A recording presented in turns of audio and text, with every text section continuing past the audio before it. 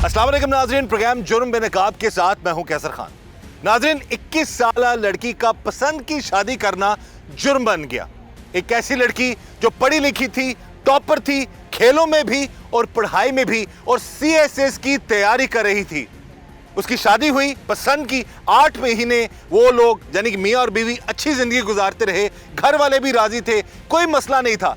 लेकिन लड़की के बरादरी में कुछ लोगों ने लड़की के वालिदैन को उकसाना शुरू कर दिया और फिर एक दिन लड़की को उसी की बरादरी ने मिलकर बड़ी बेरहमी से कत्ल कर दिया।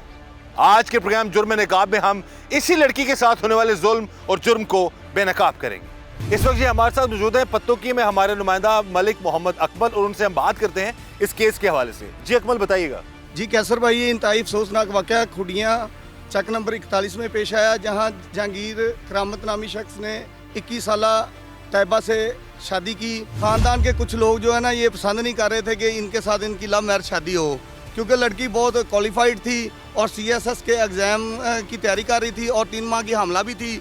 घर वालों को रंजिश थी उस पर, और उन्होंने अपने घर बुलाकर बेदर्दी से तैयबा को कत्ल कर दिया। पुलिस ने मुकदमा दर्ज करके कार्रवाई शुरू कर दी है। घर बुला के मार दिया? घर बुला के मार दिया, और मदई ने मुकदमा दर्ज करवा दिया है, जो उसके हस्बैंड हैं, और पुलिस कार्रवाई कर रही है। बिल्कुल सही है जी। पसंद की शादी का मामला है। एक टॉपर लड़की जो CSS की तैयारी कर रही थी, घर वाले तो राजी थे जैसे कि हमारे नुमाइंदा उन्होंने बता दिया, लेकिन कि कुछ खानदान के लोगों ने इस हद तक मसाइल खड़े कर दिए कि उस लड़की को कत्ल कर दिया गया। आज के प्रोग्राम में हम इसी लड़की के हवाले से बात करेंगे। पसंद की शादी करना जुर्म बन गया। एक 21 साल पढ़ी लिखी लड़की को उसके ही घर वालों ने और ख़ानदान वालों ने बड़ी बेरहमी से कत्ल कर दिया। इस वक्त हमारे साथ मौजूद हैं मकतूला के शोहर और इस केस के मुद्दई जहांगीर करामत साहब, और उनसे हम बात करेंगे इस सारे मामले के हवाले से। सबसे पहले भाई, हमें बड़ा अफसोस है जो जुल्म हुआ आपकी जोजा के साथ। ये बताइए कि कितना अरसा हो गया था आप लोगों की शादी को? सर बिस्मिल्लाहिर्रहमानिर्रहीम। सर 14 अप्रैल को जो हमारी शादी हुई थी, उसके बाद यानी कि मामलात थे जो हमारे बड़े रूटीन वाइज चल रहे थे, आम रूटीन में, लेकिन वो लड़की वालों के कुछ फैमिली मेम्बर्स थे, यानी उसके ताया या चाचाजाद कज़न्स हैं, तो उनको बहुत प्रॉब्लम हो रही थी इस चीज़ से। माशाल्लाह आम रूटीन में आना जाना मिलना चल रहा था, लेकिन उसके बाद सर आप लोग इकट्ठे पढ़ते थे कहीं पे या? नहीं सर, पढ़ते नहीं थे, एज ए फ्रेंड थे सर, दोस्ती थी। साल पे हमारी दोस्ती हुई, क्योंकि हमारे इधर साथ की गाँव की है, इधर की। ठीक है। खुडियाँ चक नंबर 41 की। तो अब दोनों की पसंद की शादी? हाँ जी, पसंद की शादी। तो ये पसंद की शादी फिर बाद में रजामंदी शामिल होगी दोनों खानदानों की? जी जी बिल्कुल जी, रजामंद। लेकिन लड़की के कुछ फैमिली मेम्बर्स थे जिनको बहुत ज़्यादा तकलीफ़ थी, तो ये मामला सेटल हो गए थे। उसके बाद उन्होंने यानी कि ना लड़की का आना जाना मिलना आम रूटीन में था। तो अब हाल पिछले दिनों ना उसके कज़न्स की शादी, तो वो ना लेके गए इधर से 8-10 लोग आए हैं, उसके मामू थे, चाचा थे और भाई थे कि हमें ना शादी के लिए भेज दें इनको। सर मैंने उसको भेज दिया है, और उनसे मैंने ये कहा था कि इसका ख्याल करना, किसी तरह का इनको प्रॉब्लम ना हो। लेकिन उन्होंने जाते ही यानी कि रात को लेके गए, और सुबह के टाइम मैंने उनसे रब्ता करने की कोशिश की। उन्होंने मेरा यानी कि उसका नंबर बंद था, साइलेंट था। मैंने किसी बंदे के वजह से मैंने पता करवाया, मैंने कहा किधर है, तो उन्होंने कहा जी इधर गांव में नहीं है, उसको कहीं साइड पे ले गए हैं। तो उधर उसी मोहल्ले में फ़िज़ान नामी लड़का दोस्त है मेरा, तो उसको मैंने कॉल किया। मैंने कहा यार क्या मामला? कहता है यार ना तैयबा को इन्होंने ना मार के बाज़ार में फेंका हुआ है। शादी जो है किसी भी औरत का, किसी भी लड़की का एक बेसिक लीगल और रिलीजियस राइट है कि उसकी पसंद और उसकी मर्ज़ी को ख़ास तौर पे कंसिडर किया जा सके।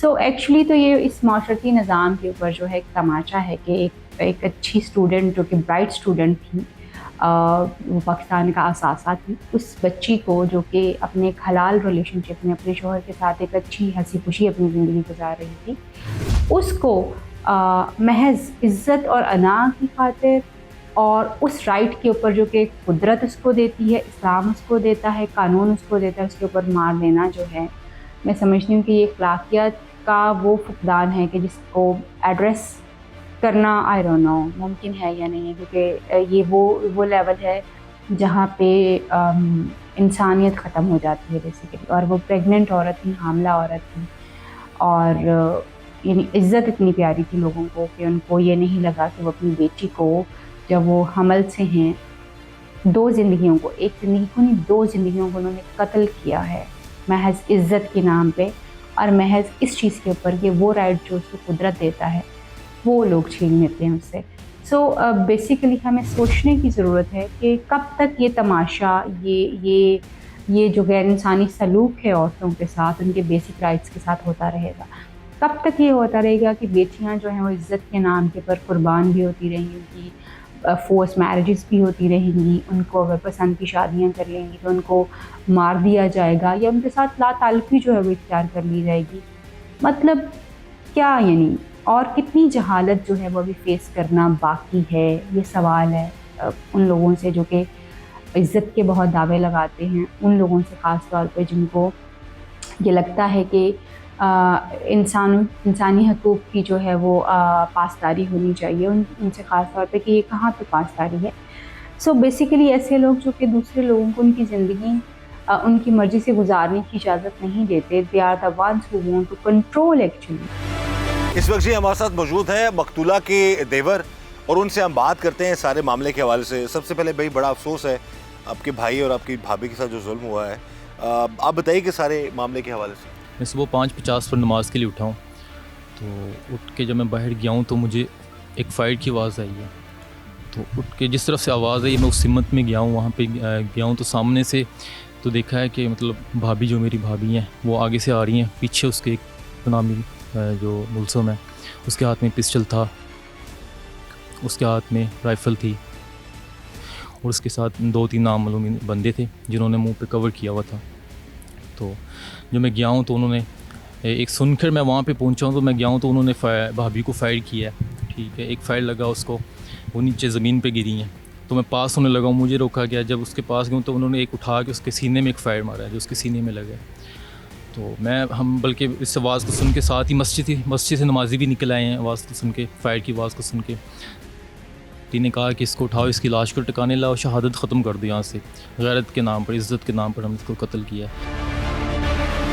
21 साला खातून को, शादीशुदा खातून को जिसने अपनी पसंद की शादी की, उसकी ही अपनी फैमिली ने बेदर्दी से कत्ल कर दिया और वो 3 माह की हामला भी थी। इसके साथ एक और जान जिसने भी दुनिया में आना था उसको भी कत्ल कर दिया गया। तो ये जो वाक़या है पत्तोगी में, ज़िला कसूर के अंदर वाक़या हुआ और इसमें उसका जुर्म क्या हुआ, उस खातून का जो कत्ल हुई कि उसने अपने पसंद की शादी की और वो CSS की तैयारी करी थी। हाईली क्वालिफाइड एजुकेटेड खातून जो CSS की स्टूडेंट थी, तैयारी करी थी और ये पत्तोगी से लाहौर तैयारी करने आई हुई थी। और जब उसने पसंद की शादी की तो वो अपने पत्तोगी ही एरिया में ब्याह कर चली गई और उसने अपनी तालीम को नहीं छोड़ा और तालीम जारी रखी।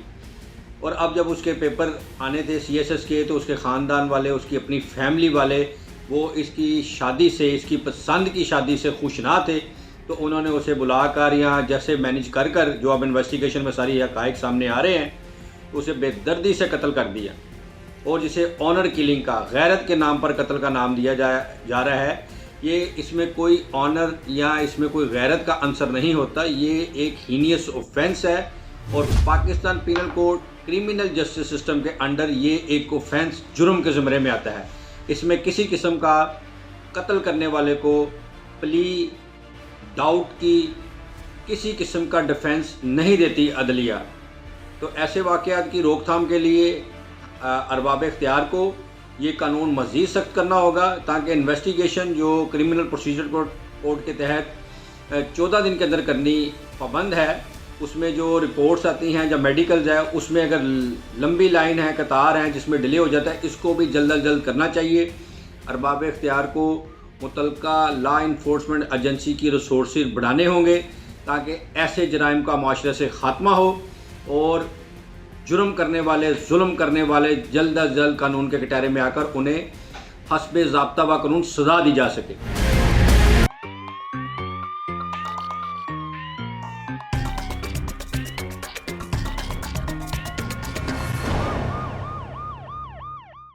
हमें पता चला है कि वो CSS की तैयारी कर रही थी, वैसे वो स्टडीज़ में कैसी थी ये भी ज़रूर बताइएगा। माशाल्लाह वो स्टडी में अच्छी थी, FSC में उसके यानी 1100 में से 1052 नंबर हैं और बीएससी साइकोलॉजी में भी उसने किया ग्रेजुएट कॉलेज से, और सेकंड नंबर पे ज़िला में आई है। उसके बाद दौड़ में वो माशाल्लाह उसने ज़िला टॉप किया था। अच्छा, हाँ जी, टॉपर थी वो स्टडी में भी और हाँ जी, एथलेटिक्स में। हाँ जी माशाल्लाह, स्टडी में भी। एफएससी में माशाल्लाह उसने बहुत अच्छे मार्क्स थे उसके बाद बीएससी में सेकंड नंबर पे आई है पूरे डिस्ट्रिक्ट में।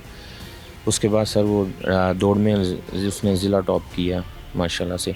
सीएसएस का कब प्लान किया उन्होंने सीएसएस करने के बाद? सर 2 मंथ पहले की बात है सर, 2 मंथ पहले इसने तैयारी शुरू की थी सर।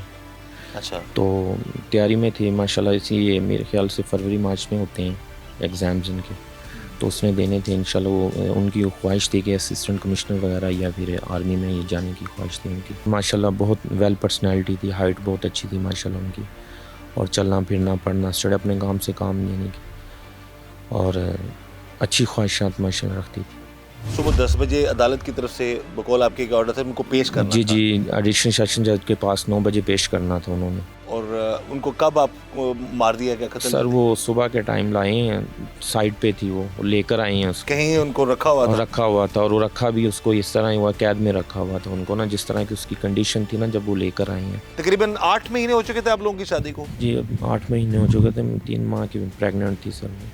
अच्छा, 3 माह की प्रेग्नेंट भी थी? जी सर। भाभी का रवैया घर में जब शादी हुई भाई की, उस हवाले से बताएं। पहले जब अपनी पसंद का इजहार किया था भाई ने घर में, वालदा को आप लोगों को बताया था?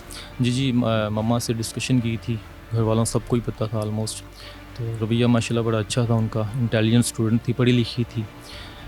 आपके सामने सीएस से जो तैयारी कर रहा होता है उसकी जो कैपेबिलिटी होती है वो ज़्यादा ही होती है। तो माशाल्लाह ज़हीन थी, इंटेलिजेंट थी, घर में अच्छा रवैया था, हम सबसे अच्छा था उसका रवैया। अच्छा, सबके साथ अच्छा था। तो नॉर्मली होता है कि कोई लड़का बेटा अगर पसंद की शादी कर रहा है तो घर में नहीं बनती, बाज़ औक़ात इस तरह का मामला नहीं ऐसा कुछ ना, मम्मा हमारी बहुत काम है अल्हम्दुलिल्लाह, नमाज़ी परहेज़गार तो हज परहेज़गार हैं, तो जैसे बाकियों को ट्रीट करती हैं ऐसे उन्हें भी ट्रीट किया उन्होंने। अगर हम आज की 21st सेंचुरी में भी अभी तक इसी प्रैक्टिसेस को किए जा रहे हैं कि जी औरत की पसंद की शादी जो है वो एक क्वेश्चन है। औरत अगर अपनी मर्ज़ी से किसी इंसान को प्रपोज़ कर देती है या उसकी तरफ रिश्ता भेज देती है अपना, तो वो भी एक क्वेश्चन है, और इस माशरे में उसको बुरा समझा जाता है। तो मैं ये समझती हूँ कि फिर ये माशरती निज़ाम जो है ये वो उन फरसूदा रवायात के ऊपर कायम है जिस पे मेरा नहीं ख्याल कि इंसानों को और इस माशरे के लोगों को ये बात कहनी चाहिए कि ये जो है जी हम इस्लामी जमहूरिया पाकिस्तान में हम इस्लाम के असूलों के ऊपर जो है वो रह रहे हैं। बिकॉज़ इस्लाम जो है वो तो औरत को उसकी पसंद की शादी की इजाज़त बिल्कुल देता है और आपका कानून भी देता है। मसला ये है कि जो माशरती निज़ाम जिसमें हम रह रहे हैं वो उससे बर्दाश्त नहीं होता कि जी वो अपनी बेटी को, अपनी बहन को जो है उसकी पसंद की शादी की इजाज़त जो है वो दे जाए। हालांकि वो आक़िल बालिग़ होती है, वो अपने बारे में फ़ैसला कर सकती है। ऑफ़ कोर्स उसके कुछ अपने तकाज़े होते हैं, उन तकाज़ों को पूरा करना बहुत ज़रूरी होता है। मगर ये सवाल जो है मैं समझती हूँ कि मौजूदा माशरती और कानूनी दोनों ही जो हमारे निज़ाम है इनसे ये सवाल होना चाहिए कि वाई इट इज़ सो कि औरतों के लिए आज भी शादी करना जो है उनका जुर्म बन जाता है, और वो अपने आप को मतलब एक बेसिक राइट है इंसान का कि वो शादी जिससे उसका दिल कर रहा है उससे करे। आई डोंट अंडरस्टैंड कि अभी तक हम ये क्यों नहीं समझ पाए कि बेसिकली बाय फोर्स शादी करना या किसी इंसान को उसकी मर्ज़ी के ख़िलाफ़ शादी करने के लिए उसकी मर्ज़ी के ख़िलाफ़ किसी इंसान से शादी करने के लिए मजबूर कर देना जो है वो ये कौन से मज़हब का हिस्सा है और ये कहाँ पे आता है? यानी ये कौन से माशरती निज़ाम का हिस्सा है कि जहाँ पे आप बाय फोर्स जब किसी इंसान का दिल नहीं मान रहा किसी इंसान से शादी करने को आप उस पर मजबूर कर देंगे। आप अपने कुछ पर्सनल जो है इंटरेस्ट उनकी वजह से अपनी बेटियों की शादियाँ जो हैं वो जहाँ वो नहीं शादी करना चाहते हैं आप वो कर देते हैं। जहाँ तक इस केस का कानूनी तनाजुर में हम जायज़ा लें तो पाकिस्तान पीनल कोड का सेक्शन 300, 301 और 302 हीनियस ऑफेंस ऑफ मर्डर के मुतालिक डील करता है, और पाकिस्तान पीनल कोड में कत्ल की 4 इकसाम बयान की गई हैं, जिसमें से इंटेंशनल मर्डर जो सा 302 में उसकी सज़ा है कि किसी को आप बाकायदा नीयत प्लानिंग करके कत्ल करें तो वो सज़ाए मौत के ज़ुमरे में आता है। अब 302 सेक्शन में भी सज़ा के 3 क्वांटम बयान किए गए हैं कि अगर तो इस्लामी शरीयत की रोशनी में तमाम शहादतें और गवाह मौजूद हैं तो फिर उसे पाकिस्तान पीनल कोड का सेक्शन 302A में क़िसास के तौर पर उसी तरह कत्ल किया जाएगा जिस तरह उसने दूसरे शख्स को कत्ल किया है। और अगर इस्लामी शरीयत के मुताबिक सज़ा मुकम्मल नहीं उतरती शहादतें तो फिर उसे तज़ीर में सज़ाए मौत दी जाती है और इसे कम अज़ कम जो सज़ा है वो भी उम्र कैद 25 साल या 10 साल से कम किसी सूरत नहीं हो सकती। अब ये एक नौजवान खातून थी जो CSS की तैयारी कर रही थी और उसका जुर्म, उसकी सज़ा सिर्फ ये थी कि उसने पसंद की शादी की और उसकी अपनी फैमिली ने हीनियस तरीके से उसे मर्डर कर दिया। तो ये किसी किस्म की उन्हें इसमें ये प्ली नहीं मिल सकती कि ये जी वो इस शादी से नाला थे, खुश थे, ना थे। और ये गैरत का आंसर बन गया है। ग्रेव एंड सडन प्रोवोकेशन की एक हमारी लीगल टर्म थी जो 1990 से पहले इस्तेमाल हो रही थी पाकिस्तान कोर्ट्स में कि अगर कोई शख्स अपने घर वाली खातून को अचानक देखता है ऐसी हालत में कि वो अपने गुस्से पर काबू नहीं रख सकता तो फिर उसे वो कत्ल कर देता है। मगर 1990 के बाद हमारे मुल्क में किसास एंड दियत ऑर्डिनेंस आ चुका हुआ है। इसमें जो सा है वो किसी किस्म की ग्रेव एंड सडन प्रोवोकेशन की प्ली नहीं ले जा सकी मुलज़म के उन्होंने गैरत में आकर, गुस्से में आकर ये अमल किया जिसके ज़िम्मे में वो कत्ल हुआ और वो ख़ुद उसमें उनके घर वाले ही वली बनकर, मुदई बनकर वो उसे माफ़ कर देते। तो अब ये इशू नहीं है, अब कोर्ट इसमें बाख्तियार है, वो ख़ुद भी ट्रायल करके एज ए रियासत, as a witness, as a complainant वो मुल्ज़मान को सज़ा दे सकती है।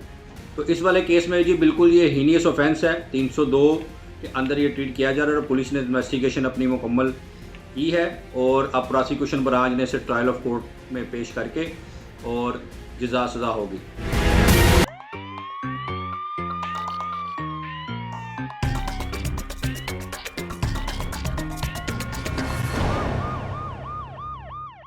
पहला फायर घर में मारा उन्होंने? घर में मारा सर। अच्छा। तो उसकी डेथ नहीं हुई। पहले उसको यानी कि गले से पकड़ के मारते रहे, दबाते रहे कि गला दबा के मार देंगे, लेकिन वो इस तरह काबू नहीं आई वो। उसके बाद यानी कि अपना यही कहते रहे कि तो जहांगीर को छोड़ दे, जहांगीर को छोड़ दे। उसने कहा नहीं, मैंने उसको नहीं छोड़ना, उसके साथ ही रहना मैंने, लिहाजा मैं उसके पास जा रही हूँ। उनके से छूट कर जिस तरह बाहर को भागने लगी है तो सर उन्होंने पहला फायर घर में मारा, उधर वो गिर गई है। फिर उसको पास आके दूसरा फायर उन्होंने किया और उसको उठा कर ला कर बाज़ार में फेंक दिया उन्होंने। मरकज़ी मुल्ज़मान हैं आपकी नज़र में और जो असल जिनकी वजह से ये मामलात हुए हैं, क्या वो उस बच्ची के आपकी जो मिसेज़ हैं उनके सगे भाई वालदैन ज़्यादा इन्वॉल्व थे या उनके अलावा जो मेन मर्डरर्स और भी हैं? सर इसमें कुछ उनके कास्ट के लोग हैं, दो तीन बंदे हैं जो मेन हैं, जो यानी कि उनके मोज़ीन में कहलाते हैं, वो भी थे। उसके बाद उसके रिलेटिव्स हैं, चाचा ज़ाद भाई हैं, ताया ज़ाद भाई हैं, चाचू शामिल है, मामू भी शामिल है। उसके बाद उसका जो वालिद साहब है वो भी शामिल है और उसके भाई को भी इस चीज़ का इल्म था। अब वालिद साहब और ये सब मिलकर उसको बाहर से लेकर आए हैं। वालिद साहब जिस दिन से लड़की गई है इधर से, वालिद साहब भी उसके साथ ही थे, गांव में नहीं आए। और वालिद साहब कल सुबह ही आए हैं, यानी कि जब उसको साथ लेकर आए तैयबा को उसके साथ आए हैं। अच्छा, आपको क्या लगता है कि इस सारे मामले में उनकी जो आपकी जो मिसेस हैं उनकी वालदा, वालिद और घर वाले उनकी रजामंदी थी या कि जो उनके रिलेटिव थे उन्होंने खुद से ही? नहीं, वालदा उसकी खुश थी, भाई भी आम रूटीन में सही चल रहे थे, वालिद साहब भी एग्री थे कि चलो मेरी जो जिनकी वो बेटी थी उनको कोई प्रॉब्लम उनको कोई प्रॉब्लम नहीं थी सर। उनकी वालदा को भी इल्म था, वालिद साहब को भी इल्म था, आम रूटीन में मामला चल रहे थे। लेकिन जो उसके तायाजाद, चाचाजाद और कुछ बरादरी के उनके आस पास घर हैं उनको बहुत मसला था। किसी को भेजा या खुद गए? सर सारा मुकम्मल मैं भी जाता रहा हूँ, लोग भेजता भी रहा हूँ, सारा मामला पता किया। मुलाकात नहीं हुई? नहीं सर, मुलाकात नहीं। क्या कहते थे, क्या मामला थे? कह रहे थे फ़लाँ जगह पे गई हुई है, फ़लाँ जगह पे गई, लेकिन उधर पता करवाते थे, कहते नहीं है। लेकिन जिस तरह की वो कंडीशन में मिली है सर, उसका बुरा हाल था, जिस तरह कैद करके रखा गया उसको, और ये बहुत तशद्दुद किया उसके ऊपर। हालांकि ये लिप्स पे भी थोड़ा सा मसला बना हुआ था, मैं जिस तरह मारा गया उसको, और काफ़ी तशद्दुद किया था उन्होंने, फिर ला कर फेंक दिया। हालांकि वो जिस तरह उन्होंने मार के फेंका था, ऊपर से नमाजी हजरात जब बाहर निकले तो सारे रो रहे थे उधर देख कर उसको, यार इन्होंने बहुत बड़ी ज़्यादती की है, बहुत बड़ी ज़्यादती की। उनके अपने इलाके के लोग भी? जी, इलाके के सर, उधर से जितने भी उनकी कास्ट के कुछ लोग थे जो नमाज़ पढ़ के निकल रहे थे उधर से, सब ने ये बात बताई। जो आपकी भाभी, उनका भी रवैया अच्छा था आपके साथ? बिल्कुल ठीक था, मम्मा के साथ बिल्कुल ठीक था। ठीक थे। तो आप सारे इशू के हवाले से भी आप क्या पुलिस जो की कार्रवाई से आप लोग मुतमईन हैं? सारे मामला होके हैं? थ्रेट कितना ज़्यादा आप लोगों के हवाले से बता दें? थ्रेट है, यहाँ के कुछ लोग हैं तो उन्होंने कहा कि कोई मसला नहीं, हम मतलब 1 एकड़ ज़मीन बेच के लगा देंगे इनके पीछे, जो कातिल हैं उनके पीछे लगाएंगे, उनको मतलब निकलवाएंगे बाहर। तो फ़िलहाल हमें यही लोगों से सुनने में आ रहा है कि ये थ्रेट्स दे रहे हैं कि इनको बाहर निकले, इनको मारेंगे। तो हमारी तो अपील ही है फ़िलहाल CM पंजाब से, IG पंजाब से, तो इस मैटर को फिल फॉर कवर किया जाए ताकि मज़ीद बिगड़े ना इस मैटर। बिल्कुल सही जी, हम भी ये गुजारिश करेंगे आला हुकाम से कि जल्द से जल्द जो जिन्होंने नाहक कत्ल किया है जी, एक होनहार तालिबा का CSS की तैयारी करने वाली ब्रिलियंट स्टूडेंट और टॉपर थी अपने इलाके में, अपने डिस्ट्रिक्ट में, वो उनके साथ इतना बड़ा जुल्म किया गया। उनके कातलों को कानून के मुताबिक जो है गिरफ्तार भी किया जाए और उनके खिलाफ कानूनी कार्रवाई भी की जाए।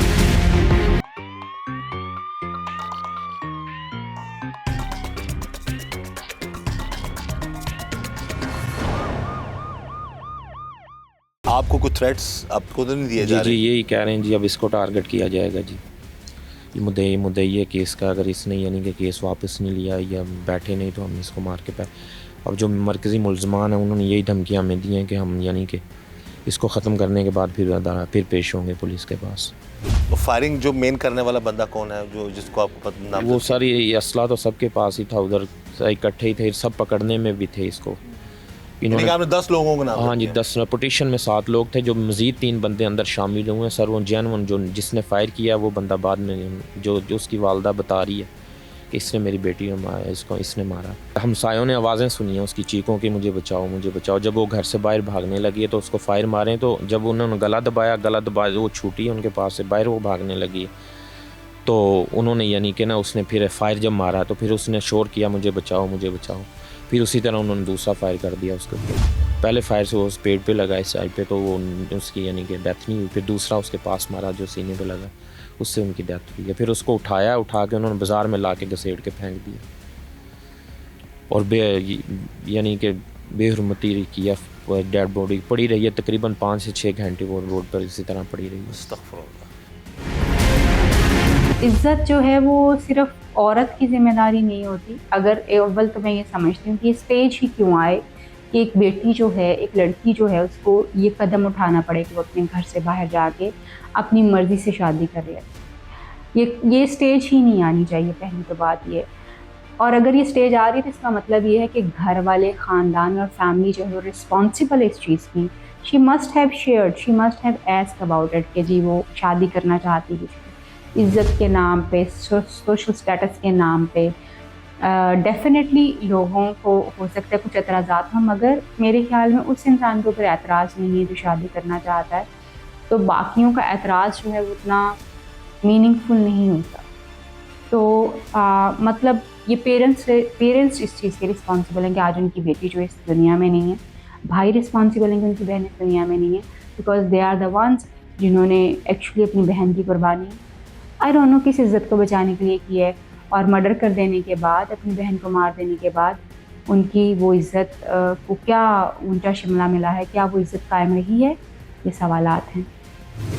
बंद कर दीजिए। बेटियों के हकूक़ जो हैं वो देने ज़रूरी हैं और ये उनके इंसानी और अखलाकी और माशरती और दीनी का जो है वह हक़ है कि वो अपनी मर्ज़ी से शादी करना चाहें, जहाँ पे आप हंसी खुशी अपनी इजाज़त के साथ जो है अपनी दुआओं के साथ इनको रुखसत कीजिए। सो स्टॉप दिस कि जी इज़्ज़त के नाम पे कत्ल हो गया, मोहब्बत की शादी के नाम पे कत्ल हो गया। मतलब सोचिए ज़रा प्लीज़। इस हवाले से आला हुकाम से क्या अपील करना चाहेंगे और पुलिस की कारकर्दगी के हवाले से क्या कहेंगे आप? सर पुलिस ने रिस्पांस दिया है हमें, फ़िलहाल मौके पे पहुंचे हैं। उनके 4 जो फरीक हैं वो पकड़े हुए, लेकिन मरकज़ी मुल्ज़मान अभी बाहर फिर रहे हैं। बल्कि वो किसी वाय से ना हमें बताया जा रहा है, लोग बता रहे हैं कि वो आसपास इधर इलाके के जहाँ पे हमारी रहाइश है, इस जगह पे आसपास उनको देखा गया कि पहले इसको टारगेट करने के बाद हम पेश होंगे पुलिस के पास। और आला हुकाम से ये रिक्वेस्ट है कि इंसाफ दिया जाए हमें। बहुत बड़ी ज़्यादती की है। एक इंटेलिजेंट ज़हीन जो लड़की थी और माशाल्लाह वो पूरी तैयारी कर रही थी CSS की, और उसकी ख्वाहिश थी कि आगे जाने की, लेकिन उसको मार दिया गया, उसकी ख्वाहिशात को मार दिया गया।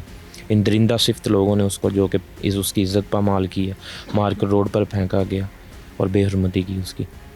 मेरी वज़ीर आला से, वज़ीर आज़म से और IG साहब से और सब आला हुक्मरान से गुजारिश है कि मुझे इंसाफ दिया जाए। बिल्कुल सही है जी। आला हुकाम से इनकी भी ये अपील है, हम भी ये अपील करेंगे वज़ीर आला पंजाब मरीम नवाज़, IG पंजाब डॉक्टर उस्मान साहब से, DPO कसूर ईसा सुखेरा साहब से, जिनकी हमेशा कोशिश होती है कि हक़ और सच का साथ दिया जाए और जहाँ पर जुल्म हुआ है यहाँ पर मजलूम को इंसाफ और जालिम को सज़ा दी जाए। तो यकीनन हम उम्मीद करते हैं कि DPO कसूर ईसा सुखेरा और उनकी टीम जो है जल्द अज जल्द जो मुल्ज़मान हैं उनको कानून के मुताबिक सज़ा दिलवाने में अपना किरदार अदा करेंगे। हम यही दुआ करते हैं कि ऐसे मामलात हालात किसी को भी ना देखने पड़े, किसी के साथ, किसी दुश्मन के साथ भी ऐसा ना हो जैसा कि मकतूला के जो शोहर है उनके साथ, जब मकतूला के साथ हुआ। बहरहाल हम यही दुआ करते हैं कि अल्लाह ताला हमें हर तरह और हर किसी के शर से बचाए, और इस दुआ के साथ कि अल्लाह ताला हम सब पर रहम करम और फजल फरमाए। मुझे इजाज़त दीजिएगा। अल्लाह हाफ़िज़।